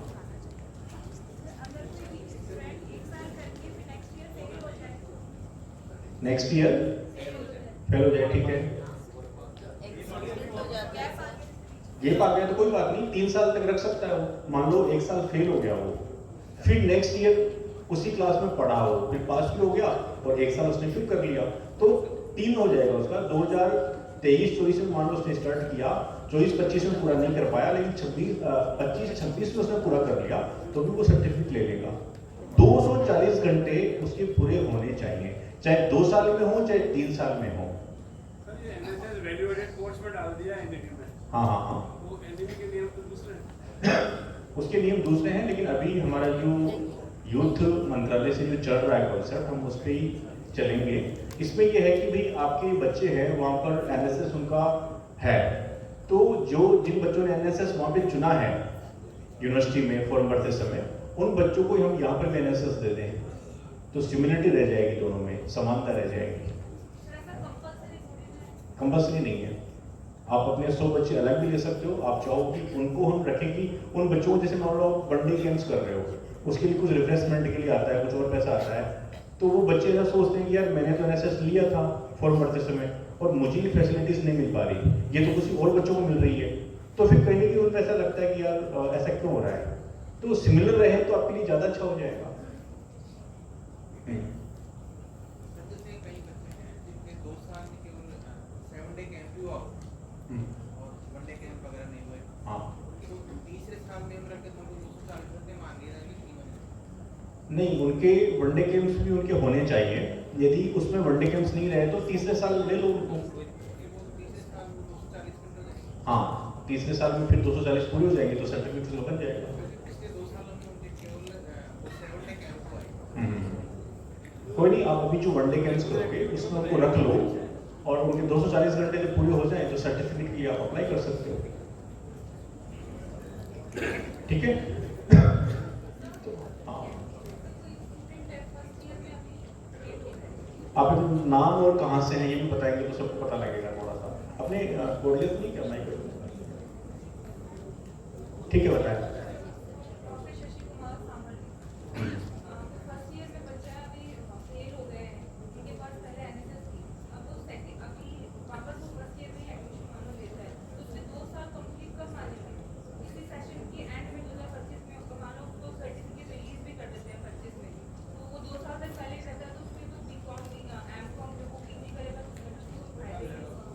नहीं, और उसमें 3 साल के लिए वैलिडिटी उसकी रहती है, लेकिन फिर भी जब बच्चा फेल हो जाता है तो उस बच्चे को वो जो टाइम पीरियड है वो काउंट हम लोग कर भी सकते हैं, नहीं भी कर सकते हैं, ये अपने स्वयं के विवेक पर है। बच्चों को नुकसान नहीं पहुंचे, ये आप उससे बहुत कम केसेस जैसे होते हैं। कोई बात नहीं, आप उसका उसके बाद नेक्स्ट 2 इयर्स में आप उसको रखो। एनईपी में फेलियर को दोबारा रेगुलर एडमिशन का अभी तक प्रोविजन नहीं है। हाँ वही तो ना, आप उसको उसके ये प्रॉब्लम है। हाँ दोबारा 2 साल उसके पास्ट जो कर लेगा बाहर दिखाते हैं कि वो 2 साल अपने को चाहिए उसके। वो नहीं करना पास वाले, क्योंकि हम एनएसएस के बच्चे से अपेक्षा नहीं करते कि वो अपने इस लेवल पे कमजोर होगा। यदि वो अपने ही लेवल पे कमजोर है तो समाज सेवा क्या करेगा? हमें कहा ना स्वयं सजीव वसुंधरा संवार दे। जब वो स्वयं ही केपेबल नहीं हो पाया, जब खुद ही अपने आप को ही नहीं संवार पाया, तो समाज सेवा में क्या करेगा? बिल्कुल बिल्कुल, ठीक है। तो इसके बाद में फ्रॉम और टू का कॉन्सेप्ट क्लियर हो गया। यहाँ पर अपने को सेशन लिखना है। बच्चा कब आपके पास में आया, कब उसने एनएसएस स्टार्ट किया वो सेशन, और कब उसने 2 साल पूरे कर लिए वो सेशन। फ्रॉम और टू में सेशंस आप लोग लिखेंगे। यहां तक एकदम स्पष्ट है? स्पष्ट है ना? हाँ, थोड़ा सा तेज बोले। ठीक है। कोई बच्चा फर्स्ट सेमेस्टर में फेल हो गया तो नेक्स्ट पढ़ने के लिए कॉलेज आ रहा है दोबारा से, तो उसको सर्टिफिकेट दे सकते हैं क्या? दोबारा बताएं एक बार। फर्स्ट ईयर में ही दोबारा पढ़ने आना है, हाँ हाँ हाँ, उसको पढ़ा सबमिट कर सकते हैं क्या? देखिए आपके पास वो जब बच्चा आता है, मान लो फर्स्ट ईयर में इन्होंने प्रश्न किया था कि फर्स्ट ईयर में बच्चा आया, आपने एनएसएस दी, लेकिन फर्स्ट ईयर में बच्चा फेल हो गया। हम उसका हमारे एनएसएस में भी वो फेल हो गया, ठीक है। अब सेकंड वापस फर्स्ट ईयर में आएगा वो, तो जैसे एडमिशन का प्रोसेस और बाकी चीजें होती है, हमारे लिए भी सेम वैसे ही है वो। हाँ नहीं, एक्स वगैरह का इसमें नहीं है। मैंने कहा ना कि स्वयं सजीव वसुंधरा संवार दे। बच्चा इस प्रकार का बनाना है उसको कि तुम ये जो काम कर रहे हो ना, हम ये अपेक्षा करते हैं कि हमारा एनएसएस का बच्चा कॉलेज भी टॉप करेगा, कॉलेज में भी अच्छे मार्क्स से पास होगा और फिर समाज सेवा के कार्य भी करेगा। यदि खुद के जीवन में वो फेल हो गया तो हमारे लिए ज्यादा यूजफुल नहीं है वो।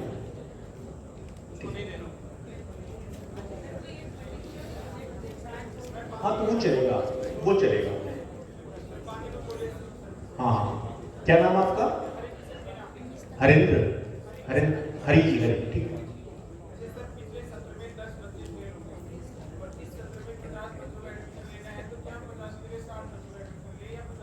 नहीं, फेल हो गए तो वापस आपकी कॉलेज में एडमिशन लिया है क्या उन्होंने? अच्छा, वो तो ले नहीं सकता। हाँ तो 60 का लो आप, छोड़ो बिल्कुल 60 लो, ठीक है। एक बार इसको हम पूरा कर लेते हैं।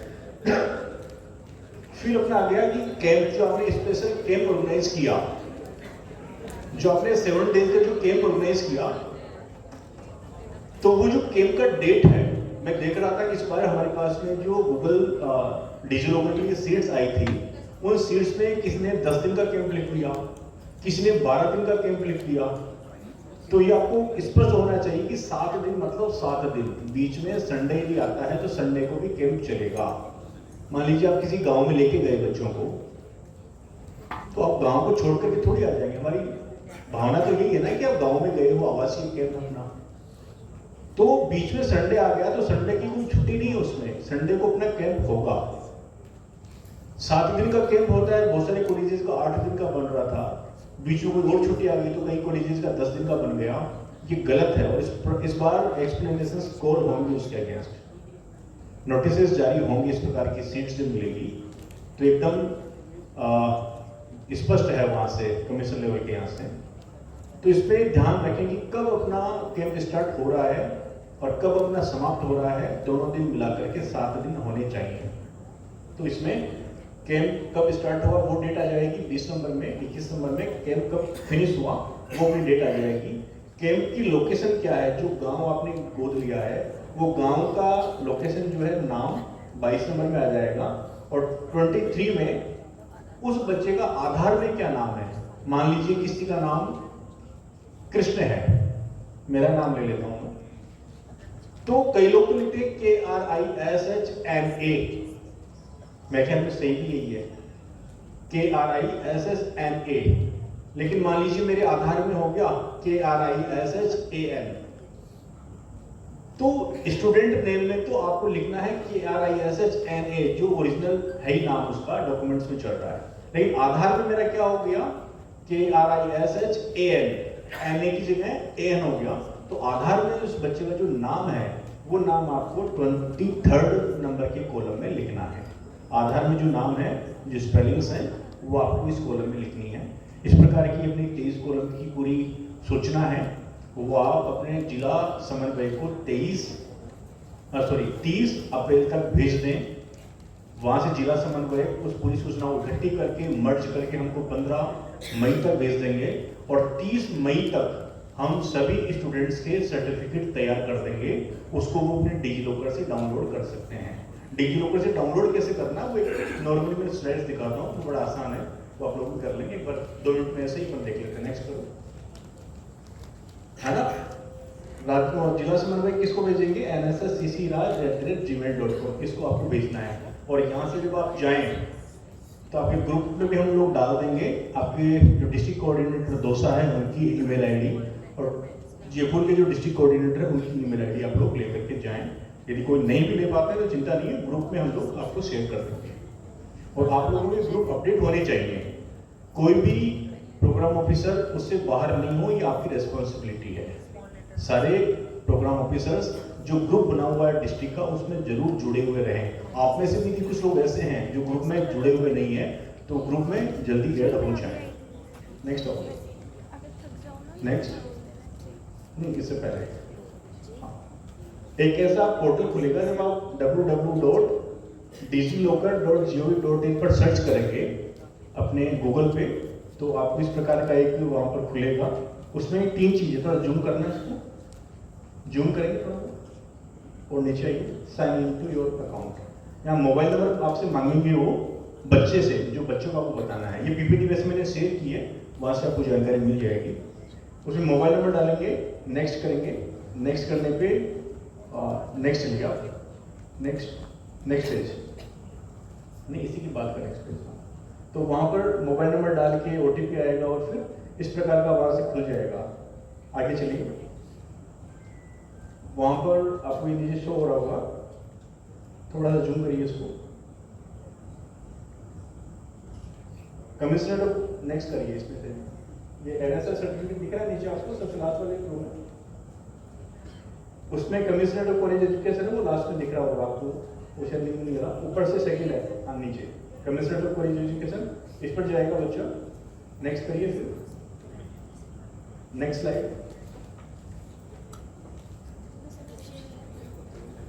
तो ये सब चीजें वहां पे आ जाएगी। वहां पे 3 चीज आपसे मांग रहे हैं, थोड़ा जूम करिए इसको, जूम कीजिएगा, मिडिल में। हाँ, यहाँ से क्या मांग रहा है उसने, नेम, उसके बाद में रोल नंबर जो हमने वहां पे फिल किया था, और फिर रजिस्ट्रेशन नंबर। 4 चीज मांगेंगे आपसे वहां पर, name, roll number, registration number और ईयर 2025 जो मैंने आपको बताया, इस सेशन की 2024। Next slide, next slide. फिर इस प्रकार का एक सर्टिफिकेट उस बच्चे का डाउनलोड हो जाएगा। ठीक है, तो ये बहुत सामान्य सा प्रोसेस है, और ये प्रोसेस उस बच्चे को करना है, लेकिन आप लोगों को पता रहे इसलिए कुछ स्लाइड्स में इसको दिखाया है। दोनों डिस्ट्रिक्ट्स के जो ग्रुप्स है, उन ग्रुप्स में ये स्लाइड भी मैंने वहाँ पे डाल दी है, आप वहाँ से भी हेल्प ले सकते हैं। तो बहुत आसान एक प्रोसेस है। पहले क्या होता था, आप सर्टिफिकेट बनाते थे, फिर हमारे यहाँ भेजते थे, फिर हम वापस भेजते थे, फिर बच्चों को बुलाते थे, फिर डिस्ट्रीब्यूट करते थे, तो वो सारा झंझट खत्म। तो बहुत एक अच्छा प्रोसेस है और सामान्य प्रोसेस है, इसको आप लोग सब लोग केपेबल हैं, और बहुत सारे फॉर्म्स हम ऑनलाइन माध्यम से भरते हैं, तो आप आसानी से इसको करेंगे तो हो जाएगा। और सभी प्रिंसिपल्स भी, मेरा विनम्र निवेदन है सबसे कि वो भी इन सब विषयों को एक बार देखें, क्या स्लाइड्स हैं, कैसे बनते हैं। जब सीट उन्होंने भेजी नहीं भेजी, टाइम हो गया, तो एक बार जब कार्यक्रम अधिकारी को संभालते रहेंगे तो उसका उत्साह बना रहेगा, और जिस भावना के साथ में हम लोग काम करते हैं उस भावना के अनुरूप हमारा काम हो पाएगा। इससे रिलेटेड 5 मिनट का टाइम हम है, इससे रिलेटेड कुछ भी क्वेरी हो तो आप लोग बता सकते हैं, फिर हम लोग लंच के लिए साथ चलेंगे। सर हाँ अन्नालाल विनायक कॉलेज महुआ। जी। सर ये बीए फाइनल का कोई स्टूडेंट है और उसने बीए पास ऑन कर दो। बीए फाइनल कोई स्टूडेंट है और उसने बीए फाइनल पास करके एमए प्रवेश ठीक है, आवाज आ रही, कोई बात नहीं। एमए प्रवेश के अंदर अगर वो उसी कॉलेज में एडमिशन लेता है तो क्या सर उसका सर्टिफिकेट बन सकता है? मतलब उसने फाइनल ईयर में पास करके रेगुलर पीजी में एडमिशन ले लिया उसने हाँ हाँ हाँ प्रवेश में। ठीक है। हाँ एमए के स्टूडेंट्स भी 2 साल का है, तो 2 साल के लिए कुछ स्टूडेंट्स को आप बहुत योग्य हैं, आपको लगता है कि ठीक है तो आप दे सकते हैं। जैसे बीए फाइनल करने का प्रवेश में ठीक है। ठीक है, आप सभी को हाँ एक मिनट। सर एक क्वेरी और थी। आपने बोला 31 जनवरी तक 7 डे कैंप करवाना है, दिसंबर जनवरी में। अब यूनिवर्सिटी की नया जो है प्रोग्राम उसमें मिड सेम वो हमारे सेमेस्टर एग्जाम्स चलते हैं सर इस ड्यूरेशन में, तो वो हमारे लिए तो बहुत मुश्किल हो जाता है क्योंकि उस टाइम हमारे जैसे कॉलेजेस में सेंटर आता है, बड़ा सेंटर आता है मतलब 2-2 हज़ार बच्चों का, तो उस टाइम पे और पूरे तीनों शिफ्ट में एग्जाम होते हैं, तो हम तो बहुत मुश्किल से, जैसे लास्ट ईयर भी हमने फरवरी में करवाया था। ठीक है, मैं समझ गया। आप अभी करवा लीजिए ना, नवंबर में करवा लीजिए। सर नवंबर में मिड सेम स्टार्ट है बच्चों के, तो दिसंबर में जो हमारी ग्रीष्मकालीन और शीतकालीन अवकाश है उसमें करवा लीजिए। सर अब तो यूनिवर्सिटी के तो बीच में तो एग्जाम्स और ये सब चल रहे थे, बच्चे उसमें चले जाते हैं सर प्रिपरेशन लीव देखिए पे। हमें स्वभाव बनाना है कि हमारा जो 7 डेज, ध्यान दीजिए सर एक बार। सर वो आपकी बात ठीक है, लेकिन बच्चों के पेरेंट्स भी ऑब्जेक्शन करते हैं कि एग्जाम के बीच में आप 7 दिन बच्चों को ऑक्यूपाई कैसे करवा सकते तो हैं। नवंबर से 31 जनवरी के बीच में या अक्टूबर से मान लें अपन, 1 नवंबर से 31 जनवरी के बीच में क्या 7 डेज फ्री नहीं मिलेगा बच्चा? 1 मिनट है ना, मैं समझ गया। तो कोशिश करनी है कि हम लोग यही करें, फिर भी लगता है कि यार ये पॉसिबल नहीं हो पा रहा, तो आप हमें लिखे ना कि ठीक है नहीं हो पा रहा सर, हमें इस डेट में करना चाहिए, अनुमति दें। अनुमति आ गई तो भी ठीक है, नहीं आई तो भी आप करवा सकते हैं। और सर एक और था, जैसे हम लोगों के प्राइवेट कॉलेजेस में एडमिशन प्रोसेस अभी तक चल रहा होता है और जैसे आपने बोला कि आप लिस्ट बना के दे दीजिए 15 अगस्त तक। 15 अगस्त तक तो सर हमारे ऐसे मान लीजिए 20% एडमिशंस भी नहीं तो होते। 20% में से एनएसएस दे दो, आपको चाहिए भी तो नहीं। आपके कॉलेज में कितने स्टूडेंट्स एडमिशन लेते हैं फर्स्ट ईयर में? सर एक मिनट, अराउंड 800 बच्चे हमारे 800 है ना, 20% यानी 200 बच्चों ने एडमिशन ले लिया। सर पर वो सब बच्चे नहीं लेते हैं एक मिनट ऐसे। सुनिए तो सही, आप हमें 200 को नहीं देना एडमिशन, हमें तो आपके पास मान लो 1 यूनिट है तो 50 तो ऑलरेडी काम कर ही रहे हैं, 17 ऑलरेडी काम कर रहे हैं, 30-35 बच्चे तो ऑलरेडी कर रहे हैं उसमें। हमें टाइम पीरियड का तो ध्यान रखना पड़ेगा, इसका अपने स्तर जैसे पर। मान लीजिए सर उसके बाद बच्चे लेना चाह रहे हैं तो फिर उनको नेक्स्ट ईयर के हिसाब से देंगे। हाँ नेक्स्ट ईयर करवाइए आप उनको, उसके बाद भी सेकंड ईयर फाइनल बचते हैं 2 साल। बहुत ज़्यादा इंटरेस्टेड हो तो सेकंड ईयर फाइनल ईयर में लीजिए। देखो टाइम पीरियड का ध्यान रखना पड़ेगा, हमें एक व्यवस्था बनानी पड़ेगी। व्यवस्था नहीं बनाएंगे तो हम लोग जिस प्रकार से काम कर रहे हैं और जिस प्रकार की परिस्थितियाँ बनी हुई है, ऐसे लोग किससे बार बार पूछते हैं कि क्या हुआ रिपोर्ट्स का, क्या हुआ जानकारियों का, वो नहीं पहुंच पाती। और दिल्ली सरकार, राजस्थान इतना अच्छा काम कर रहा है फिर भी दिल्ली सरकार में बहुत ज़्यादा अच्छा यहाँ का नहीं है। कारण क्या है कि हम सूचनाएं समय पर नहीं भेज पाते, तो हमें नियम तो अपनाने पड़ेंगे, डेट्स का तो पालना करनी पड़ेगी अपने को। वो कैसे कर पाएंगे, वो अपने लेवल पे आप थोड़ा सा इसको एक्सरसाइज करेंगे तो ये चीज़ें हो जाएगी, है ना।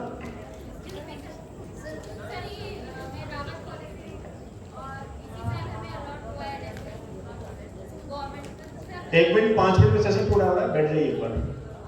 5 मिनट में टोटल सेशन पूरा करेंगे, बीच में नहीं।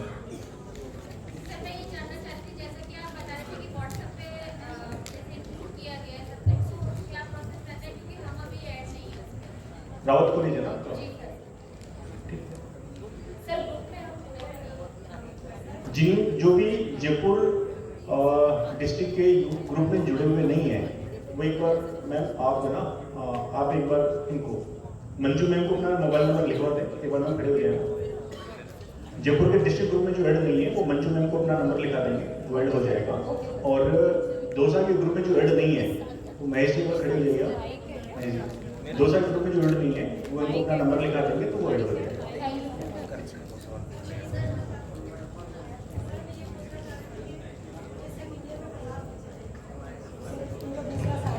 लेकिन उनमें से अगर 10-15 बच्चे फेल हो गए, अब अपने पास 35 या 30 बच्चे बचे हैं। अब उनको 7 डे कैंप करवाना तो अपने 50 का करवाते हैं, अपने पास तो बच्चे तो जो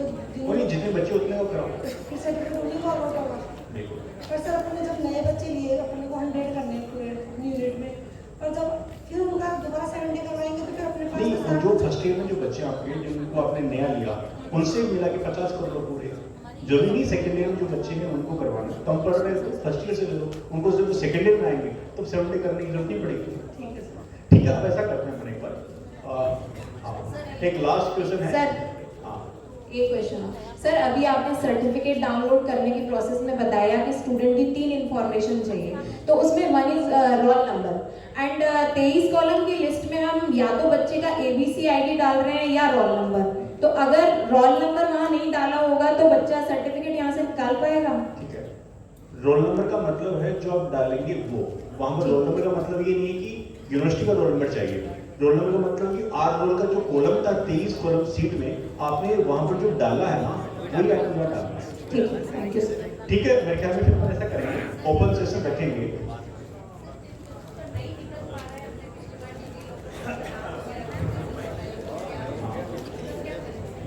उसकी सीट भेज रहा है अपनी, आप उनका एक लास्ट क्वेश्चन ले लेते हैं। सर मैं तो एक बात बता रही थी सर, एक सेकेंड। तो एक्चुअली क्या करते हैं ये लोग, कुछ ऐसी चीज़ें भी हुई हैं कि जैसे 3rd ईयर तक उसने NSS ले रखा था, उसको सर्टिफिकेट इशू हो गया, बच्चे ने MA में भी उसी कॉलेज में एडमिशन ले लिया और वो बच्चा फिर से NSS में आ गया, तो उसको क्या हर बार मतलब जैसे, हाँ तो ये एक कंफ्यूजन है, पर ये लोग अभी बोले नहीं है, तो मैंने एक बार जिसने NSS पूरा कर लिया, सर्टिफिकेट मिल गया, उसको MA में या PG में वापस NSS नहीं देना है, नहीं देना है। सर NEP की वजह से सेमेस्टर जो सिस्टम है सर 6 मंथ का हो गया है, तो हमारे जो जुलाई से एडमिशन होते उनके दिसंबर में एग्जाम हुए थे, लेकिन उनका रिजल्ट काफ़ी बाद आया था, उसके बाद जो सेकंड सेमेस्टर है सर वो उनके एग्जाम मई जून में हुए हैं और उनका रिजल्ट अभी 3-4 दिन पहले आया है। देखिए, हाँ ठीक है, ये जो NEP की वजह से एग्जाम सिस्टम जो चेंज हुआ है, सारी यूनिवर्सिटीज़ और हमारा कमिश्नरेट सब मिलकर के इस समस्या को दूर करने की उसमें लगे हुए हैं। आप मानिए कुछ समय में ये चीज़ें बहुत व्यवस्थित हो जाने वाली है, एक मिनट, ये चीज़ें बहुत व्यवस्थित हो जाने वाली है, शेड्यूल्ड रहेगी सारा, तब हम जो 31 जनवरी का इसमें हमने जो बनाया है इसको भी अपन चेंज कर लेंगे। अभी सर हमने स्वच्छता पखवाड़ा के साथ एक्टिविटी करवाई थी 100 बच्चों की, तो उसमें हमें जो रिपोर्ट भेजी थी, लिस्ट भेजी, तो वो पहले बच्चों की भेजी, लेकिन अभी 3-4 दिन पहले रिजल्ट आया है, तो उसमें काफ़ी बच्चे नॉट प्रोमोटेड हैं, मतलब वो फेल हो गए सेकंड सेमेस्टर में, तो फिर अब रिजल्ट जो लिस्ट है फिर से बनाना पड़ेगी, तो फिर इस चक्कर में सर जो हमारी लिस्ट है वो तो अब तक ही बनी नहीं पाई है, मतलब अब तो मॉडिफाई हो गई। देखिए, इसका आप अपने लेवल पे थोड़ा सा समाधान निकालिए, है ना, इस बार थोड़ा सा आवश्यकता ऊपर नीचे हो जाए, अपने लेवल पे देखिए क्या कुछ प्रेस कर सकते हैं। सर एक आखिरी क्वेश्चन और करूँगा। मेरा निवेदन है आपसे कि आपने जो PPT अभी बताई है, ये PPT आप ग्रुप पे शेयर कर दें हमें, तो सबको देखने में सुविधा रहेगी, ग्रुप पे शेयर कर दें। धन्यवाद। थोड़ा सा शांत हो जाए प्लीज। हाँ। देखिए, विदिन 5 मिनट्स हम क्लोज करेंगे, 1 या 2 क्वेश्चंस लेके, है ना, उनके बाद में आपका, और फिर लास्ट में आधा घंटा हम कोशिश करेंगे, हम ओपन सेशन रखेंगे, उसमें जो प्रॉब्लम्स आपकी आप उसमें और रख सकते हैं। सर जो बच्चे एक बार NSS का सर्टिफिकेट ले लेते हैं, अभी तक तो अपन उनको MA में भी PG करता था बच्चा, तो भी तो 2 इयर्स का कोर्स कर रहा है, अपन उसको तब भी तो NSS दे देते थे। नहीं, ये सभी को अवसर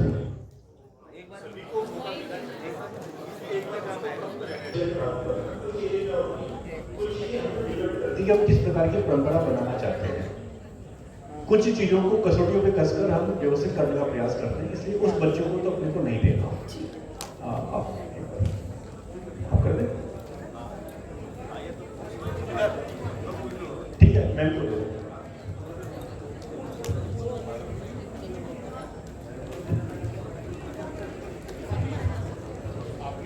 सर मेरा सर हमें अभी रिसेंटली NSS लॉन्च हुआ है सर, 1 यूनिट 22 अगस्त को, तो सर अभी हमारा उस पर माई भारत पोर्टल पर रजिस्ट्रेशन भी नहीं हो पाएगा अभी, and there was some technical issue, we went for the registration to the regional office and there was some technical issue for which we could not register ourselves. I am from Saint Soldier PG college sir, और जैसे अभी आप इसमें जो भी अपन address कर रहे हैं चीज़ें, उसमें सर ऐसे लोगों को भी एड्रेस कीजिए जिनको अभी रिसेंटली सॉल्व हुआ है ठीक है। और आप एक सर बार- हमारी वो टेक्निकल प्रॉब्लम भी सॉल्व हो। ठीक है, अभी हमारा जो नेक्स्ट सेशन होगा लंच के बाद में वो माई भारत पोर्टल पर इवेंट क्रिएट को लेके ही होगा।